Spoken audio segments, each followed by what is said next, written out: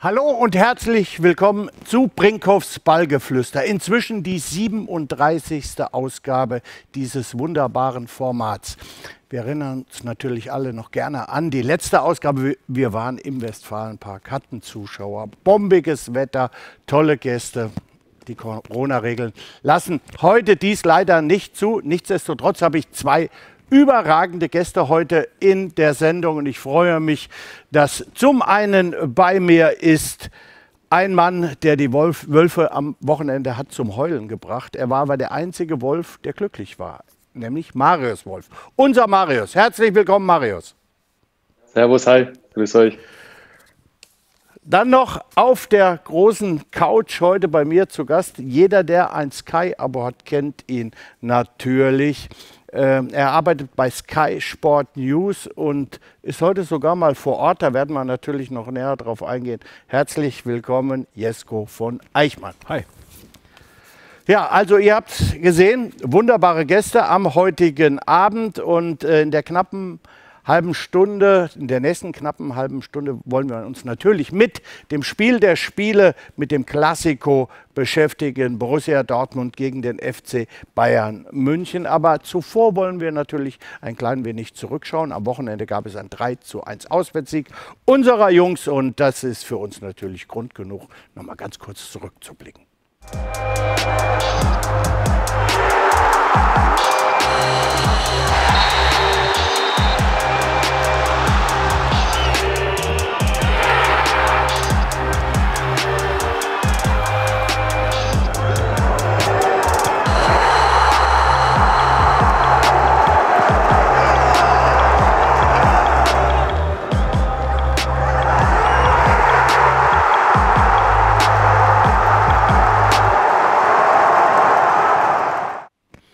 Marius, macht Spaß, nochmal die Tore zu sehen? Vor allem das Ende, ja. Das Ende, der eingesprungene Kolibri? Unfassbar. Ja, und dann mit der Frau auf der Tribüne, das war schon ein Schmunzeln. Ne? Muss man schon sagen. Das muss ich auch sagen, das war wirklich sehr, sehr gut. Marius, 3:1, Sieg beim VfL Wolfsburg. Was waren aus deiner Sicht die spielentscheidenden Faktoren, dass ihr dieses Spiel für euch entscheiden konntet? Ja, ich denke, trotz des frühen Gegentors, was wir vermeiden wollten, natürlich, was aber dann trotzdem passiert ist, haben wir uns absolut nicht abbringen lassen von unserem Konzept, von dem, was wir vorhatten, weil ich denke, nach dem Tor waren wir dann auch direkt im Spiel wieder drin, haben uns gar nicht von unserer Linie abbringen lassen, haben nach vorne gespielt, haben uns einige Chancen auch rausgespielt, vor allem auch in der ersten Halbzeit dann und dann, ich denke, dass wir das einfach dann trotzdem gut gemacht haben und dann auch am Ende, auch wenn die Wolfsburger in der zweiten Halbzeit, muss man sagen, teils auch gedrückt haben, aber es dann trotzdem gut verteidigt auch haben, was auch dann für uns spricht und ja, ich sage trotzdem, es war ein verdienter Sieg. Das war es auf jeden Fall, aber mal ganz ehrlich, Marius, was ist dir durch den Kopf gegangen, als es nach 2 Minuten 0:1 stand? Wenn ich ehrlich bin, lieber kriege ich ein frühes Gegentor. Also wenn ich eins bekomme, suche ich es mir aus, lieber früh zu bekommen, weil man dann noch mehr Zeit hat, das Spiel zu drehen. Und ich denke, man hat es bei uns gesehen, dass es natürlich in dem Moment scheiße war, aber wir absolut nicht drüber nachgedacht haben, sondern einfach weitergespielt haben. Und ich denke, jeder auf dem Platz hat das auch, sage ich mal, nach außen gelebt, dass er gewinnen will und dass wir keinen Zeitpunkt hatten, wo wir nicht dran geglaubt haben zu gewinnen, sondern ja, das Tor ist passiert und es war schnell abgehakt und wir haben weitergemacht und ja, waren davon überzeugt, dass wir gewinnen. Nach dem alten Sprichwort, wer 1:0 führt, der stets verliert. Ne? Das kennen wir natürlich. Jesko, hättest du noch Geld gesetzt auf den BVB nach der 2. Minute? Oh, ich war ja in Lissabon auch mit dabei und dann so nach so einem Spiel, nach so einem Ausscheiden, so einem frühen Rückstand, ich fand es tatsächlich sehr interessant zu beobachten, wie die Mannschaft darauf reagiert. Und da muss man, wenn wir mal zurückblicken, es gab ja ganz oft Spiele, da wurde dann Borussia Dortmund gerade nach so einem Spiel harsch kritisiert, so nach dem Motto, ja, dann schenken sie es halt her. Ne? Und Mentalität ist ja so ein Begriff, der ist dann in Mode gekommen nach solchen Spielen. Ja. Und die Mannschaft hat halt in dieser Saison gezeigt, nicht nur in diesem Spiel, auch in anderen Spielen schon, wo sie halt nicht ihren besten Fußball gespielt haben, aber wo sie solche Dinger dann auch hinten raus noch gewonnen haben. Und das, finde ich, ist eine neue Qualität. Du merkst, ich habe mich um die Beantwortung deiner Frage gedrückt, denn also ich bin ganz ehrlich, Marius, tut mir auch leid, also so ganz viel gesetzt hätte ich nicht mehr. Hätte ich nicht mehr, ne. Was hat dir in den 88 Minuten nach dem 0:1 Rückstand am besten am BVB-Spiel gefallen? Ich bin ganz ehrlich, ich fand Marco Reus beeindruckend. Und zwar nicht nur, dass er vorne dann den Elfmeter rausholt, dass er Emre Can schießen lässt. Da bin ich vielleicht, kann Marius da gleich nochmal aufklären, wie es dann dazu kommt, dass Emre schießt und nicht der Captain. Aber was ich echt beeindruckend fand, ist, dass Marco Reus dann auch im eigenen 16er klärt. Teilweise mit einem langen Bein nochmal ein Ding raushaut, echt eine gefährliche Situation entschärft. Darf man das sagen, Marius? Ich weiß nicht, in dem Alter, was Marco hat, was der da jetzt an Meter abreißt, auch zurück. Er ist halt nicht mehr vorne der so nur noch die spektakulären Highlights setzt und die Jungs nach hinten arbeiten lässt, sondern der rackert über den ganzen Platz. Und das finde ich beeindruckend. Und natürlich, wenn der Norweger mit dem langen Bein da kommt, das ist... Hätte ich nicht gedacht, bin ich ganz ehrlich. Das ist Mentalität übrigens. Das ist Mentalität, ja. Ja, dann nehme ich die Frage gleich mal auf. Wie kam es, dass Emre den Elfmeter geschossen hat? Wie regelt ihr das untereinander? Ja, ich denke einfach, dass der sich gut fühlt, den Ball auch schnappt. In der Situation, wenn ich es noch richtig im Kopf habe, war Marco auch noch am Boden gelegen oder wurde behandelt? Ich weiß nicht mehr ganz genau. Also Marco wurde ja auch gut getroffen, war ein bisschen am Boden, also wurde auch behandelt, dass die Ärzte da waren. Ich denke, deswegen war das auch klar, dass dann Emre den Ball nimmt. Der hat sich gut gefühlt, hat sich den Ball auch direkt geschnappt und er hat es ja in Bielefeld auch gut gemacht. Deswegen. Gibt es eine klare Reihenfolge eigentlich? Nee, also nicht, ihr macht das klar auf dem Feld, ja? Nee, ich finde das ja gut. Ganz klar. Wie gesagt, wer sich gut fühlt, der schießt den Ball rein und da vertraut jeder dem anderen. Sehr gut. Und das war ja die richtige Entscheidung. Hat er ja cool reingemacht. Absolut. Okay. Marius, ihr hattet ein bisschen frei. Sonntag früh gab es so ein bisschen Regeneration. Dann war am Montag frei. Wie nutzt du die Zeit? Was machst du dann? Unterschiedlich. Also wirklich, je nachdem, wie ich mich fühle, wenn ich gespielt habe oder wie der Körper darauf reagiert. Natürlich mit Corona auch nicht immer so einfach jetzt an der Zeit. Ich versuche manchmal meine Familie zu besuchen, einfach abzuschalten. Manchmal bin ich auch komplett einfach zu Hause, mache gar nichts den Tag über, nur regenerieren, ein bisschen Sauna machen oder ja, was dem Körper auch gut tut und ja, vielleicht mit Freunden treffen. Einfach mal Ruhe ist ja auch schön, ne? Einfach mal Ruhe, ja. Mal vielleicht ein bisschen Fußball schauen, ja. Ja, 60 zum Beispiel. Jesko, bei dir, wie sieht das eigentlich bei dir aus? Du hast ja auch gewiss komische Arbeitszeiten. Richtet sich deine Arbeitszeit nach den Trainingszeiten von Borussia Dortmund? Hast du überhaupt einen Tag frei? Wie ist das geregelt? Wenig, tatsächlich, wenig. Ja. Also mein Arbeitsplan richtet sich nach Marius Spiel- und Trainingsplan.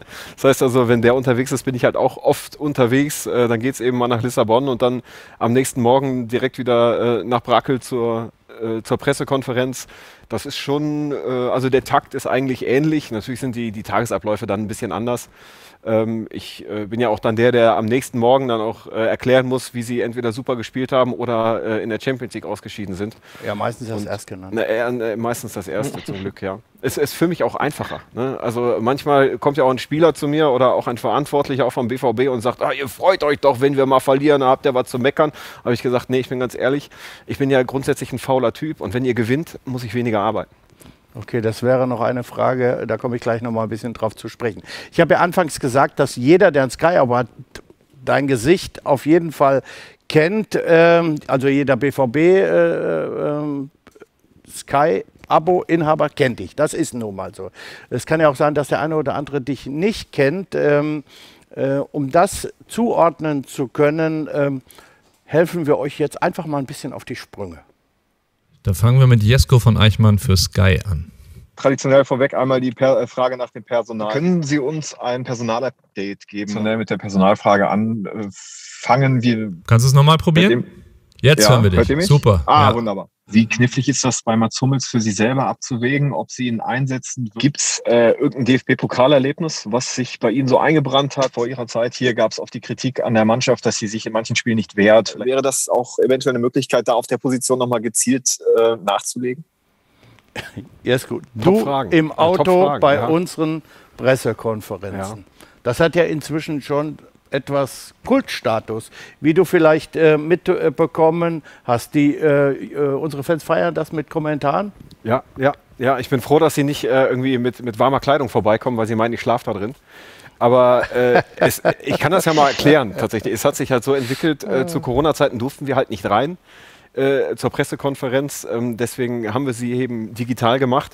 Da ich aber sowieso dann in Brakel davor stehe und dann live ins Fernsehen geschaltet werde, habe ich halt diese Pressekonferenzen immer dann direkt aus dem Auto mitgenommen. Ne? Während die Kollegen in der Redaktion saßen oder auch halt teilweise zu Hause saßen, saß ich dann immer am Rand und habe dann eben diese Pressekonferenzen aus dem Auto mitgenommen. Aber ich habe auch schmunzeln müssen, als ich gelesen habe, was die Fans teilweise spekuliert haben. Warum?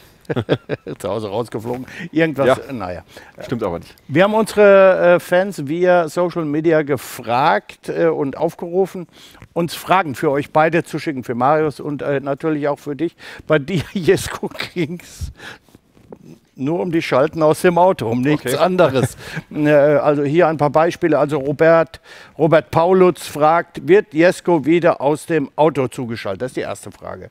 Das haben wir kurz überlegt und ihn dann doch ins kuschelige Warme gehört. Aber Daniel Arnemann möchte wirklich wissen, wieso bei der PK immer im Auto? Die Hälfte der Fans denken, dass deine Frau dich rausgeschmissen hat. Ich hoffe nicht, aber wie gerade erklärt, ne, hat sich halt einfach durch Corona so ergeben. Ja.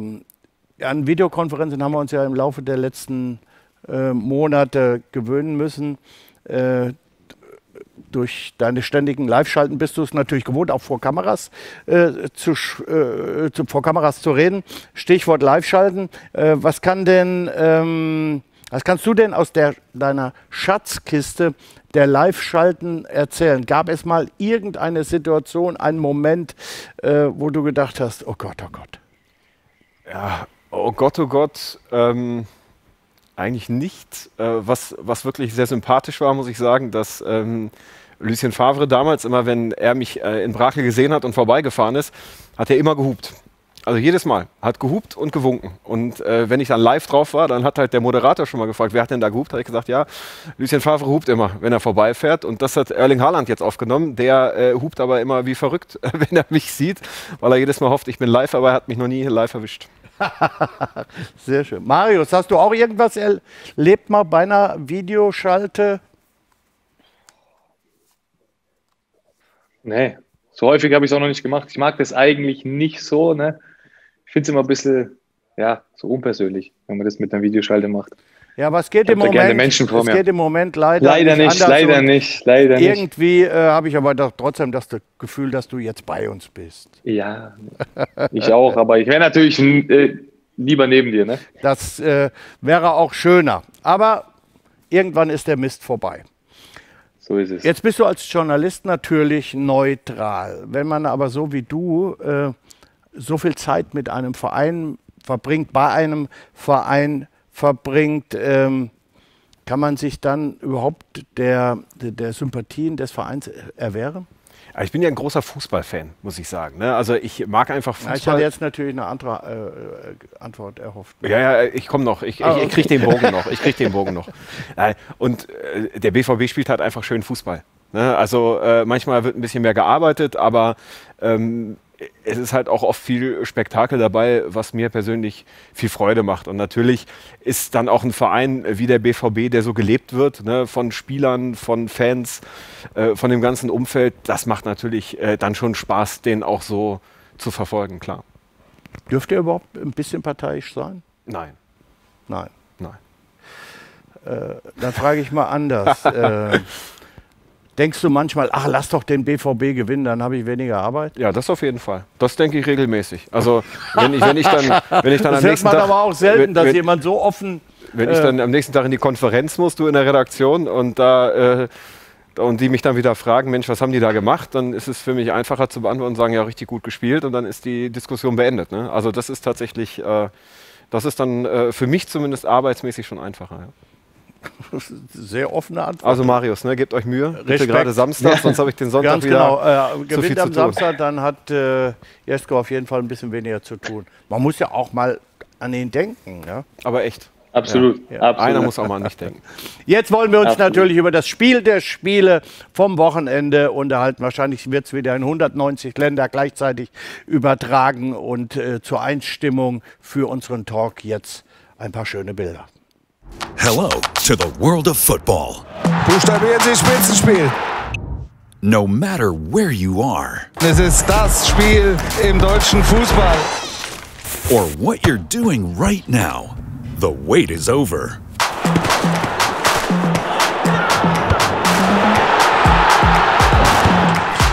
Because it's all about der Klassiker. Borussia Dortmund versus FC Bayern München. Ja, ich freue mich auch schon richtig drauf. Wie sieht es bei dir aus? Mega, super. Ich liebe dieses Spiel, ich liebe diese Spiele, ich liebe das Brimborium, was davor abgeht. Was mir wirklich fehlt, sind so ein bisschen die Pfeilchen, die hin und her fliegen. Das gab es dann schon in der Vergangenheit mal öfter, dass da der eine gegen den anderen gestichelt hat und so. Das fehlt mir ja ein bisschen. Ne? Also ich weiß, die Bosse mögen das wahrscheinlich gar nicht, dieses ganze Hin und Her, aber mir fehlt das ein bisschen, aber auf so ein Spiel, ich finde das geil. Das ist eins der echten Highlights in der Saison, wo man sich auch drauf freut. Und man muss ja auch sagen, die Spieler haben in letzter Zeit eigentlich auch dann oft das gehalten, was sie versprochen haben, zumindest vom Spektakel her. Über die Ergebnisse reden wir nicht. Also Marius, 18:30 Uhr, der Klassiker. Borussia Dortmund gegen Bayern München. Der Erste gegen den Zweiten. Wie sieht's aus mit deiner Anspannung? Ist das dann noch was Besonderes für dich oder ist das etwas anderes, wenn das Klassiko auf dem Programm steht? Ist natürlich was Besonderes. Ich denke, wie Jesko schon gesagt hat, dieses Spiel ist überall, es ist ganz groß aufgezogen. Du merkst das von heute an, vom ersten Trainingstag, wo du auf das Spiel hinarbeitest. Ne, ist einfach so, muss man sagen. Und ja, aber es ist einfach ein gutes Gefühl. Und für uns war Start der Saison war unser Ziel, dass wir genau bei dem Spiel an Bayern dran sind. Und ich denke, bis hierhin haben wir es gut gemacht und sind an Bayern dran. Und ja, ich denke mal, jeder spielt Fußball, um ein Spiel zu gewinnen. Und das ist am Wochenende ganz klar auch der Fall. Die Bayern scheinen ein klein wenig verwundbar zu sein. Gegen Bielefeld haben sie sich wirklich schwer getan, gegen Augsburg sogar verloren. Wie sind die Bayern aktuell zu schlagen? Ja, dass Bayern schlecht drauf ist, oder das hat man schon öfters gehört, und dann genau in den großen Spielen sind sie auch wieder da. Ich denke, das ist eine Qualität einfach, was Bayern hat, da brauchen wir nicht drüber reden, aber wir, denke ich, tun gut, wenn wir auch einfach auf uns schauen, wenn wir unsere Leistung 100% auf den Platz geben, wenn wir fighten, wenn wir kämpfen, wenn wir ja einfach den Willen haben oder den größeren Willen als Bayern haben, das Spiel zu gewinnen. Und dann haben wir auch ja, gute Chancen, da als Sieger vom Platz zu gehen. Natürlich kannst du gegen die Bayern nur als Mannschaft gewinnen. Das ist natürlich ganz klar. Trotzdem sei die Frage erlaubt, wie wichtig ist so ein Schlüsselspieler wie Erling Haaland für die Mannschaft? Vor allen Dingen beim Spiel gegen die Bayern. Ja, ich denke, dass Erling ein wichtiger Spieler ist, das hat er schon mehrfach bewiesen, vor allen Dingen für uns. Und ja, es ist natürlich für uns speziell extrem wichtig, dass er auch fit ist, dass er rechtzeitig fit ist für so ein Spiel und uns natürlich extrem weiterhilft. Ja, wir als Mannschaft profitieren extrem von ihm, aber ich denke, er auch von uns. Jesko, wir haben gerade davon gesprochen, Erling, ein Schlüsselspieler von Borussia Dortmund. Wo siehst du noch im Team vom BVB Schlüsselspieler? Abwehrzentrum. Wenn da so ein Robert Lewandowski losrollt, dann sind, glaube ich, die Innenverteidiger nicht zu beneiden. Aber Leroy Sané, muss man ja auch ganz ehrlich sagen, hat eine unglaubliche Form zurzeit. Das heißt also auch auf die Jungs, auf den Außenverteidigerpositionen kommt es drauf an. Ne? Und eigentlich ist ja das Geheimnis immer, es zu schaffen, dass die gar nicht erst die Bälle kriegen, die sie gerne haben. Ne? Das heißt also, im Mittelfeld musst du die echt unter Druck setzen. Und für mich ist der Ausfall von Kimmich absolute Schwächung der Bayern. Er ist schon Herz und Seele. Wichtig, ne? Also auch nicht nur mit dem Ball am Fuß, sondern auch ohne Ball am Fuß. Ne? Was der auch die ganze Mannschaft einpeitscht und auch richtig hinstellt und so. Das ist schon ein Moment, wo auch die Bayern natürlich anfangen nachzudenken, Mensch, der fehlt uns. Ne? Und bei Dortmund kommt Haaland zurück. Du hast es in Wolfsburg ja gesehen. Der ist ja nur von hinter Tor zur Trainerbank gelaufen. Und es ging eine Geräuschlaola durchs ganze Stadion. Ne? Da siehst du, was auch so ein Spieler auslöst. Mit Blick auf die Tabelle. Leverkusen schon 6 Punkte hinter dem BVB. Von daher muss ganz Fußball Deutschland Borussia Dortmund die Daumen drücken, dass sie gewinnen, oder? Ja, ich finde es ja manchmal ein bisschen ungerecht, ne? Dass ganz Fußball Deutschland immer nur auf den BVB zeigt und sagt so, ihr müsst jetzt den deutschen Fußball retten. Ihr seid jetzt dafür verantwortlich, dass die Bayern nicht wieder Meister werden, obwohl der BVB dann eben auch etwas andere Mittel zur Verfügung hat und, sagen wir es ehrlich, nicht so viele Mittel zur Verfügung hat wie der FC Bayern, wenn wir es mal aufs Geld hochbrechen. Aber dafür ist das, finde ich das sensationell, dass wir jetzt erstmal eine richtige spannende Situation an der Tabelle haben und Borussia Dortmund, Borussia Dortmund kann als Tabellenführer aus diesem Spieltag rausgehen. Ne, das ist, finde ich, und das ist dann am Ende oder Richtung Ende der Hinrunde auch schon ein deutliches Zeichen, wo so eine Saison hingehen kann. Also Marius. Druck aufgebaut jetzt ein bisschen. Ne? Nee, wir brauchen keinen Druck auf. Nein, machen wir nicht. Nein. Marius, zum Abschluss auch noch ein paar Fanfragen für dich, die über Social Media reingekommen sind. Laura Kaas fragt, was bedeutet Borussia Dortmund für dich? Ja, ich war als kleiner Junge Dortmund-Fan, obwohl ich aus Bayern komme. Mein erstes Fußballtrikot war ein Dortmund-Trikot von meinem Cousin. Und so ist eigentlich das entstanden, dass ich Dortmund-Fan wurde. Deswegen ist das für mich, meine Mutter hat es mir geschrieben, als ich nach Dortmund gewechselt bin, ist dein Traum in Erfüllung gegangen und ja, das war auch die Wahrheit oder ist die Wahrheit. Und irgendwie merkt man dir das aber auch an. Ich hoffe es. Ja, doch. Ich hoffe es, ja, deswegen, ja. Erdon Leppi möchte wissen, was war dein schönster bzw. bitterster Moment im BVB-Trikot? Das Schönste natürlich das erste Tor. Gegen die alten Kollegen damals noch, gegen Frankfurt. Vergisst man, denke ich, nicht. Auch das erste Champions League-Spiel. Waren einige schöne Momente dabei, muss ich sagen. Und bitterster Moment. Ein schönes, volles Stadion ist auch was Schönes, ne? Das war auch was Schönes. Der bitterste Moment kann ich so gar nicht sagen. Natürlich eine Niederlage ist immer bitter, aber ja, ich versuche einfach immer wieder stärker rauszukommen, auch wenn es eine persönliche Niederlage quasi war, wenn ich mal nicht gut gespielt habe oder irgendwas. Jesko guckt mich an, hast du noch eine Frage? Nee, ich hab ja bei Twitter ganz frech eine beantwortet, weil da hat eine Userin, glaube ich, gefragt, was ist deine Lieblingsposition und was ist dein besserer Fuß? Aber sie hat nicht dazu geschrieben, wen sie gemeint hat. Habe ich einfach mal Abwehr geschrieben. Okay. Matthew Döscher hat folgende Frage gestellt, Marius. Wie ist es zu deinem Zopf gekommen? Ja, Corona war schuld, ne? Man durfte nicht mehr zum Friseur gehen. Ich war viel zu Hause, dann habe ich halt mir einfach gedacht, lässt mal wachsen. Habe noch nie in meinem Leben davor lange Haare gehabt. Noch nie. Mhm. Ja, einige Kollegen sagen, schneid's ab, andere sagen, lass es dran. Was sagt Erling? Ich lasse es erstmal dran. Was sagt Erling? Komm, wir kaufen 2 Haarbänder. Es ist für, wenn ich kurz reingrätschen, aber es ist für Fußballkommentatoren und auch für uns Trainingsbeobachter manchmal gar nicht so einfach, die beiden aus 100 Meter Entfernung auseinanderzuhalten. Ja, wenn die so in der Silhouette mit den langen Haaren und blond, das sieht dann schon ein bisschen ähnlich aus. Stimmt, ja. Man sieht erst, wenn er losläuft. Ja, dann wird es ziemlich doll. Weißt du schon, was du Marco Rose auf der PK fragst? Oh, jetzt erwischst du mich aber. Hier schlecht vorbereitet. Wie das Personal aussieht. Ja, das werde ich ihn fragen. Die hast du ja schon hier und da mal gestellt, ne? Ja, ab und zu. Und nein, es ist ja tatsächlich auch, ihr lacht, aber das ist, ich werde eigentlich vor jeder PK über Social Media angeschrieben von Comunio-Spielern. Die wollen natürlich wissen, welchen Spieler sie aufstellen wollen. Und deswegen fragen sie mich, Jesko, kann der spielen? Den habe ich in meiner 11. Und dann sage ich, kann ich dir nicht hundertprozentig sagen, ich frage mal nach. Ja?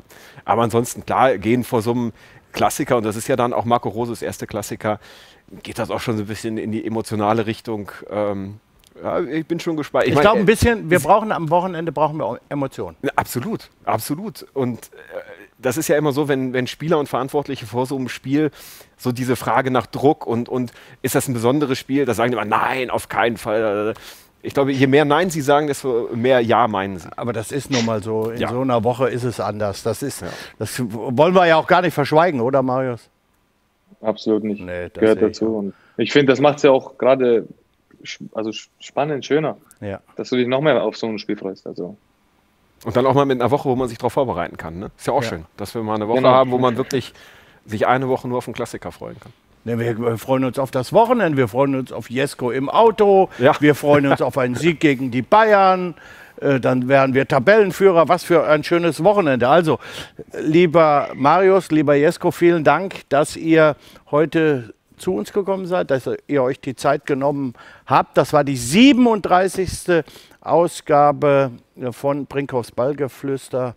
Ich denke, euch hat es auch ein bisschen Spaß gemacht. Bleibt bitte alle gesund. Und normalerweise darf ich euch gar nicht gehen lassen, ohne dass ihr einen Tipp abgebt. Also Vorsicht. Oder tippst du nie? Oder tippt ihr nie? Boah, ich bin der schlechteste Tipper der Welt. Also wenn ich jetzt auf Bayern tippe... Nee, das bin ich. Ach so, okay. Boah, soll ich Mr. 3:1 sein? Ich sag mal 3:1 für den BVB. Marius? Ich will gewinnen. Du willst gewinnen? Ich will gewinnen.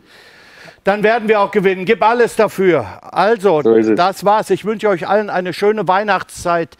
Bleibt gesund. Kommt gut ins neue Jahr, damit wir hoffentlich bald wieder zusammen unsere Borussia anfeuern können. Jetzt gibt es noch ein frisches Brinkhoffs. Jesko. Prost. Prost. Marius, ist, glaube ich, zu spät angeliefert worden. Das war's von Brinkhoffs Ballgeflüster Nummer 37. Tschüss, macht's gut und hoffentlich bis bald. Prost.